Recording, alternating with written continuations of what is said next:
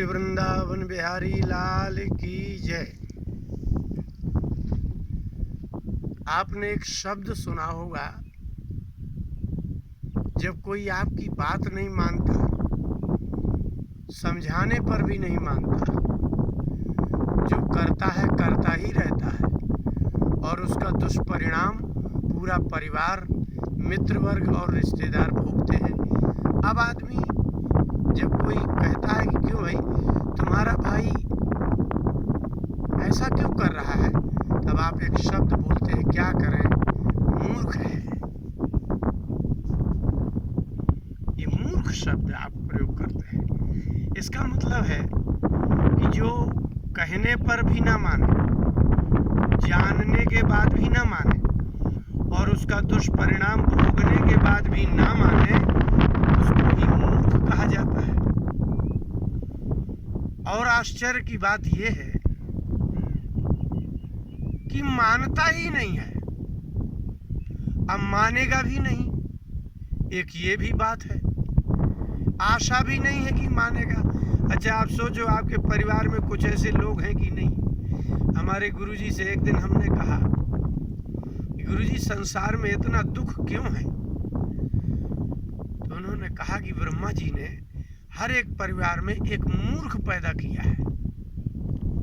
अब वो चाहे स्त्री हो, चाहे संतान हो, चाहे वो पति पत्नी में से पति हो, चाचा हो,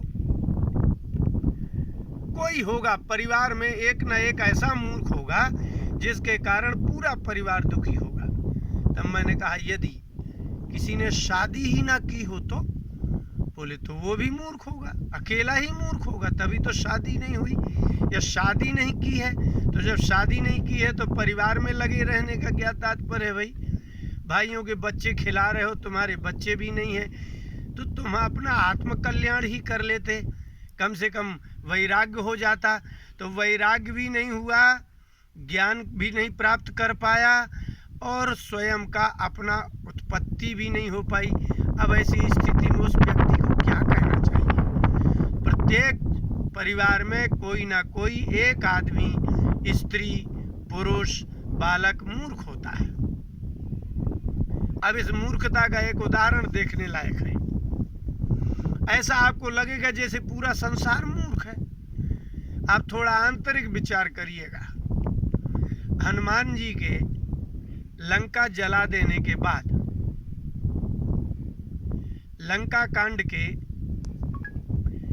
प्रारंभ में 20वें दोहे में एक दिन मंदोदरी ने रावण से कहा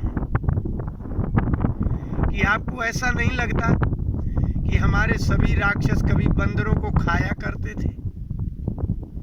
आज एक बंदर आया और पूरी लंका को जला के चला गया, न आप कुछ कर सके, न आपके वीर कुछ कर सके। बंदर कभी इतना शक्तिशाली होता है क्या? होता है शक्तिशाली? रावण ने कहा कि तुम कहना क्या चाहती हो? बोले मैं ये कहना चाहती हूँ कि जो व्यक्ति आपके समुद्र को पार करके और आपके दरवाजे में स्वयं चढ़ाई कर चुका हो, वो कितना बलवान होगा, कितना निर्भीक होगा। यदि राम और लक्ष्मण को भय होता आपसे तो वो आपके यहाँ आते क्या?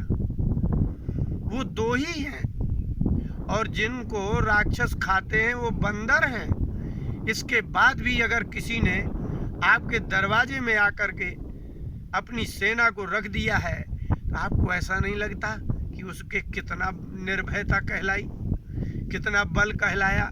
रावण ने हंसते हुए कहा कि अरे मंदोदरी, क्या तुमने हमारा बल नहीं देखा? तुम स्त्रियों का ये स्वभाव, डरपोक स्वभाव अच्छा नहीं है। रावण के दोष जब बताए मंदोदरी ने, उसमें रावण की प्रशंसा नहीं थी लेकिन राम की प्रशंसा थी, लेकिन विवेक था उसमें। मंदोदरी ने कहा कि मैं पत्नी हूं, मैं विधवा नहीं होना चाहती, आपका अपयश नहीं सुनना चाहती।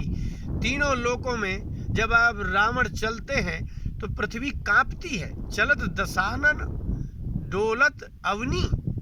अब आप विवेक कर लीजिए कि आप चलते हैं तो पूरी धरती हिलती है, तो आपके वीर को, तेज को, वैभव को, ऐश्वर्य को, आपके तप को यदि पृथ्वी सहन नहीं कर पा रही है, इतने बड़े वीर को ललकारने के लिए कोई दो पुरुष आ जाएं, तो वो निश्चित है कि उनके अंतर्गत, उनके अंतःकरण में आत्मबल होगा। ये मंदोदरी कह रही है। इसलिए अपने लंका के विनाश को बचा लो, हंसते हुए रावण ने कहा। लंका कांड का आप प्रारंभ पढ़ें। किसने नहीं समझाया उसको? उसके नाना जी ने समझाया, मंत्रियों ने समझाया। कुछ मंत्री थे विवेकी, सब जगह एक जैसे लोग नहीं पाए जाते हैं। रावण को समझाया तो रावण ने कहा कि आप लोग मुझसे ज्यादा बुद्धिमान है क्या? आप मुझसे अधिक बलवान है क्या? निकलो यहाँ से। लेकिन मंदोदरी को प्रेम पूर्वक कह के मंदोदरी के अवगुण बताने लगे। रावण ने कहा कि मंदोदरी तुम्हारा दोष नहीं है, अवगुण 8 सदा और बसही। आपको कोई समझाता है दुर्गुण छोड़ने के लिए, तो आप उसके अवगुण बताने लगेंगे तो क्या कहलाएंगे आप? आपको क्या प्रयास कर रहा है वो व्यक्ति? कितनी आत्मीयता है कि आपको उस बड़ी से बड़ी आपत्ति से बचाने के लिए वो एक परामर्श दे रहा है, सलाह दे रहा है। अब आपकी पत्नी है, पुत्र है, मित्र है, परिवार है, कोई तो देगा जो आपका हितैषी होगा, जो आपका विनाश नहीं चाहता, जो आपको दुखी नहीं देख सकता है, वही तो आपको कहेगा कि भैया ये काम ठीक नहीं है। लेकिन मूर्ख कहते ही उसे हैं। तुलसीदास जी ने 21वें दोहे में कहा कि मूर्ख कहते ही उसे हैं जो सलाह देने वाले के ही दुर्गुण बता दे। सच्चा परामर्श देने वाले व्यक्ति को जो दुर्गुणी बता दे और उसके दोष बताने लगे। मंदोदरी के दोष बताए। स्त्रियों का दोष होता है एक। बोले क्या? गुण नहीं कहा, जबकि स्त्रियों में हो। चाहे नीम का अपना गुण क्या है? नीम का गुण है कड़वा होना, तो ये क्या दुर्गुण है? दुर्गुण इसे नहीं कहते। दुर्गुण उसे कहते हैं कि आप मनुष्य होते हुए भी राक्षस और पशु जैसा करे तो दुर्गुण। मनुष्य मनुष्य जैसा करे तो वो तो गुण है। इसलिए जिसका जो गुण है, जिसका जो स्वभाव है, वो गुण कहलाता है। लेकिन रावण ने कहा कि ये अवगुण है स्त्रियों में, जबकि वो स्त्रियों के गुण हैं। तो जब कोई गुणों को ही अवगुण समझने लगता है, इसी का नाम मूर्खता है। 21वें दोहे में मंदोदरी के समझाने के बाद जब वो नहीं माना तो तुलसीदास जी ने लिखा, फूले फरे न बेत यद्यपि सुधा वरसहि जलद, मूरख हृदय न चेत, जो गुरु मिले बिरंची सम। ये तो मंदोदरी है, पत्नी है, स्त्री है, सामान्य स्त्री है। लेकिन मूर्ख कहते ही उसे हैं जो ब्रह्मा जी जैसा, बिरंची माने ब्रह्मा जी जैसा। ब्रह्मा जी को भगवान ने चारों वेदों का ज्ञान प्रदान किया है। अब उनसे बड़ा ज्ञानी इस संसार में कोई है नहीं। लेकिन ब्रह्मा जी जैसा व्यक्ति भी यदि गुरु मिल जाए तो अभी मूर्ख को समझा नहीं सकता, क्योंकि जैसे ही वो ज्ञान देगा वो गुरु में ही दोष बता देगा। तो जो गुणों में दोष देखता है उसको ही मूर्ख कहते हैं। उसने अवगुण बताए कि हे मंदोदरी, स्त्रियों में 8 अवगुण होते हैं। साहस, अनृत, चपलता, माया, भय, अविवेक, अशौच, अदाया। अवगुण 8 सदा और बसही। ये स्त्रियों के अवगुण है। साहस, अगर साहस करने में आ जाए तो क्रोध में आकर के वो आग लगा सकती है, कुएं में कूद सकती है, युद्ध कर सकती है। इतना बड़ा साहस, जो इतना डरपोक है, इतना साहसी भी है। और अनृत, झूठ भी बोलती है डर के कारण। जिसके अंदर साहस होता है उसके अंदर भय नहीं हो सकता, लेकिन स्त्री में साहस और भय एक साथ है। और चपलता, चंचलता बहुत होती है। अगर इसको मुंह लगा दो तो कुछ भी बोलती है। और माया, कपट भी है। और भय, अविवेक, अशौच, अविवेक भी है। कोई किसी भी विषय पर ये ऐसा निर्णायक विवेक नहीं कर सकती। और अशौच, अपवित्रता होती है। और अदाया, निर्दयी होती है। मंदोदरी के उसने अवगुण बता दिए। मंदोदरी बुरा नहीं बोल रही, मंदोदरी कह रही है कि महाराज आपका जाना हम सभी स्त्रियों का आजीवन दुखी होना है। तो क्या पति को ऐसा करना चाहिए कि पत्नी सदा दुखी हो जाए? ऐसे बहुत है संसार में, शराब पी रहे हैं, कोई जुआ खेल रहा है, किसी ने किसी के आदमी को मार दिया, पता चला वो जेल चला गया, आजीवन कारावास हो गया। तो क्या वो अपनी पत्नी को सुखी करके चला गया? वो पत्नी आजीवन पति के रहते हुए भी वो विधवा के समान जीवन जिएगी। चारों तरफ लोग आएंगे, उसको कुदृष्टि से देखेंगे। मंदोदरी ने कहा कि महाराज आज हमारा जो भी यश है वो आपके कारण है। पति सम्मानित है तो पत्नी का सम्मान होगा, पति अपमानित है तो पत्नी का अपमान होगा। पति दुर्गुणी है तो पत्नी का कोई सम्मान करने वाला नहीं है, उसको लोग असहाय समझते हैं। इसलिए मेरी प्रार्थना है कि आप सीता को लेकर के राम जी को दे दीजिए। राम जी का साहस देखिए, आप हमारा क्यों साहस गिना रहे हैं? आप हमारा कपट क्यों गिना रहे हैं? आप अपना कपट नहीं देख रहे? आपने साधु वेश धारण किया, साधु वेश धारण करके आपको जाना चाहिए था।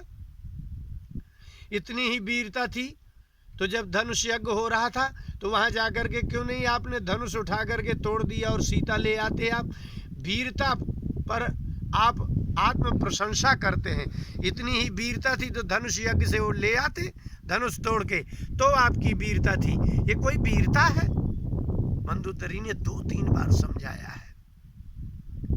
और आपको समझना चाहिए कि जिस धनुष को आप उठा नहीं सकते थे उसको राम जी ने उठाया और बीच से तोड़ दिया। उस राम को आप साधारण समझ रहे हैं। और सबसे बड़ी बात तो राम जी का साहस तो देखिए कि वो अकेले समुद्र पर सेतु बना करके चले आए। उनकी वीरता, उनका साहस, उनका विवेक, उनका धैर्य, उनका धर्म, उनका बल आपको दिखता नहीं है। आपको अपना बल दिखाई दे रहा और हमारे अवगुण।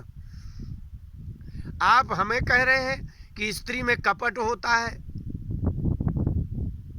अदाया होती है, निर्दयता होती है। जितने गुण आपने मुझ में गिनाए हैं वो सब तो गुण आप में है, साहस आप में है। सीता को हरण करने का साहस, आपने कपट किया, आप हमको बता रहे हैं। आपने साधु वेश धारण करके सीता को आपने चुराया, ये कपट नहीं है? अच्छा, अब आप जब गए थे तो ऐसे ही लड़के ले आते तो जानते। आपने मारीच को लेकर के और वहां मृग बनाया, ये क्या क्या है? ये कपट नहीं है? और भय, आप कितना डरते डरते उसको सीता को लाए हैं और आप सीता को ले आए, यही सबसे बड़ा अविवेक है। देख लीजिए, मंदोदरी को जितने अवगुण रावण ने गिनाए हैं वो रावण में ही अवगुण है। वो साहस एक, अनृत, झूठ, चपलता, चंचलता, माया, कपट, भय, अविवेक, अशौच, अपवित्रता और निर्दयता। अब आप विचार कर लीजिए, ये रावण में थे गुण, लेकिन उसने मंदोदरी पर बता दिया। जबकि मंदोदरी जैसी पतिव्रता, जिसकी गणना आज पतिव्रताओं में होती है, अगर वो पतिव्रता है, तारा मंदोदरी तथा अहिल्या, द्रौपदी, तारा, कुंती, मंदोदरी तथा, ये पतिव्रता स्त्री कपटी कैसे हो सकती है? अगर कपटी है तो पतिव्रता नहीं हो सकती। यदि वह अनृत, झूठ बोलती है तो पतिव्रता नहीं हो सकती। अमाया, कपट रहित होना चाहिए। तो पतिव्रता में थे गुण, साहस, अनृत, चपलता, माया, भय, अविवेक, अपवित्रता और निर्दयता। ये पतिव्रता स्त्री में नहीं होते। और जितने रावण ने गिनाए हैं ये सब रावण में है। लेकिन इसी को कहते हैं, तुलसीदास जी ने कहा, मूर्ख हृदय न चेत। दूसरा कोई व्यक्ति आपके कल्याण की बात बता रहा है तो जो दुर्गुण रावण में थे उसने सीधा मंदोदरी जैसी पतिव्रता स्त्री में दिखा दिए। जबकि पतिव्रता का होना और झूठ ये एक साथ नहीं हो सकता। पतिव्रता होना और कपट ये एक साथ नहीं हो सकता। निर्दयता और पतिव्रता होना ये एक साथ नहीं होता। भय और अविवेक पतिव्रता धर्म के साथ होता ही नहीं है। तो जो अवगुण रावण में थे वही अवगुण रावण ने मंदोदरी में बता दिए, इसी का नाम मूर्ख है। आपको कोई बात बताता है तो आप अपने अंदर रहने वाले दुर्गुण, उन दुर्गुणों को छिपाने के लिए आप कहते हैं। जैसे किसी से कहो कि आप गांजा क्यों पीते हो, तो कहे हम ही भर क्या पीते हैं, शंकर जी भी तो पीते हैं। तो आपने अपने दुर्गुणों को सीधा शंकर जी में डाल दिया। क्या शंकर जी आपके जैसे हैं? शिव जी आपके जैसे हैं? पार्वती जी आपके जैसी हैं? आपके जैसी तो नहीं है ना। इसलिए कहते हैं मूर्ख कहते ही उसे हैं जो अपने अंदर होने वाले दुर्गुणों को दूसरों को बता देता है। रावण ने जितने अवगुण स्त्रियों में बताए, अभी एक नई बात सुनो, ये सारे रामायणी, जितने सारे का मतलब संपूर्ण रामायण कथा करने वाले, ये लोग गुरु जी से नहीं पढ़ते। तो ये लोग कहने लगे कि स्त्रियों में 8 अवगुण होते हैं, लेकिन उन्होंने गुरु से पढ़ा होता रामायण को, तो जान जाते कि जिन 8 अवगुणों को रावण ने मंदोदरी में गिनाया है, उस पतिव्रता स्त्री में यदि ये 8 अवगुण होंगे तो वो पतिव्रता नहीं हो सकती। हाँ, पतिव्रता साहसी है, संसार के सभी सुखों को त्याग करके पति की अनुगामिनी होती है, साहस है। लेकिन झूठ होना, भय होना, अविवेक, अज्ञान होना, निर्दयता, ये पतिव्रता धर्म के विरुद्ध है।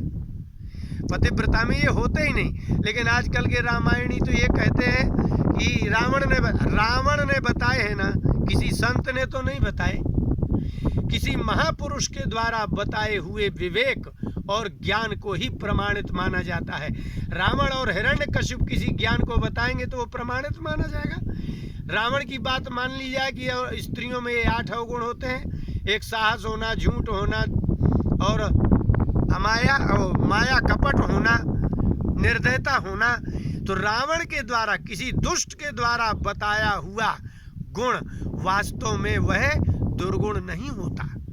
हाँ, किसी महात्मा ने शास्त्रों में बताया गया होता कि स्त्रियों में ये 8 अवगुण होते हैं तो बात भी मान ली जाती। लेकिन ये बात रावण बता रहे।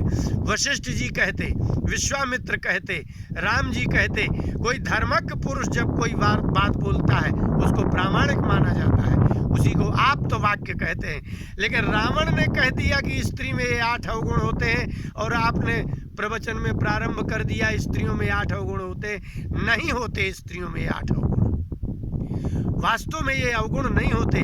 तब मंदोदरी ने हाथ जोड़ के कहा, अब मुझे समझ में आया कि मेरे पति काल के वशीभूत हो गए हैं, ये मेरी बात नहीं मानेंगे। जो अवगुण रावण के अंदर हैं वो मुझे बता रहे हैं, मुझ में अवगुण बता रहे हैं, मुझ पतिव्रता को बता रहे हैं। आश्चर्य है। वाल्मीकि रामायण में जब सुग्रीव ने बाली को युद्ध के लिए ललकारा,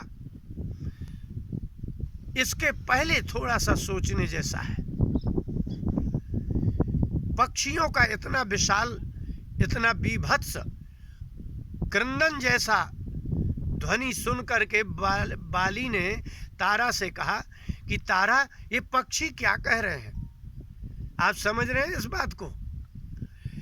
संसार के सभी पशुओं और पक्षियों की भाषाओं को तारा जानती थी।